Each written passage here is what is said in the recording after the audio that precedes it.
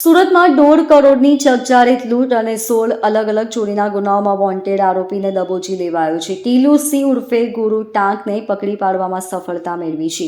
આ વિશિષ્ટ ઓપરેશનના ભાગરૂપે નાસા ફરતા આરોપીને વરાછા વિસ્તારના અશ્વની કુમાર 3 પાનના વડ નજીકથી ઝડપી લેવાયો છે. આરોપી ટીલુ સી ઉર્ફે ગુરુ ટાંક ક્રાઇમ બ્રાન્ચના બાતમીદારોની માહિતીના આધારે ઝડપાયો છે. આરોપી પર મહારાષ્ટ્રના ધણગાંવ, ફૈઝપુર, ચોપડા શહેર, થાણે અને મીરા ભાઈંદર વિસ્તારમાં ઘરફોડ ચોરી, વાહન ચોરી અને લૂંટના 16 ગુનાઓ નોંધાયેલા છે. આરોપીનો ગુનાહિત ઇતિહાસ 2009થી શરૂ થયો હતો, જેમાં મર્ડર, લૂંટ અને વાહન ચોરી સહિતના ગંભીર ગુનાઓ સામેલ છે.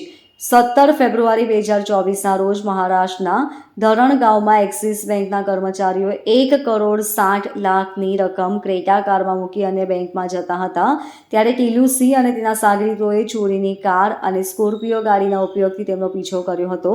આરોપીએ ગાડીને ટક્કર મારી મરચાનો પાવડર છાંટી લોખંડની સળિયાથી હુમલો કર્યો હતો. બાદમાં રોકડ રકમ લૂંટી લીધી હતી. ટીલુ સીને આ લૂંટમાંથી 23 લાખ મળ્યા હતા.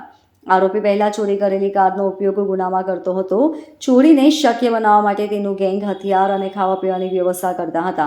આરોપી વિરુદ્ધ મુંબઈ અને મહારાષ્ટ્રના અનેક પોલીસ સ્ટેશનોમાં કુલ 16 ગુનાઓ નોંધાયેલા છે, જેમાં ભારે લૂંટ, ઘરફોડ ચોરી અને વાહન ચોરીના કેસો સામેલ છે. Bureau report, LK star news, Surat.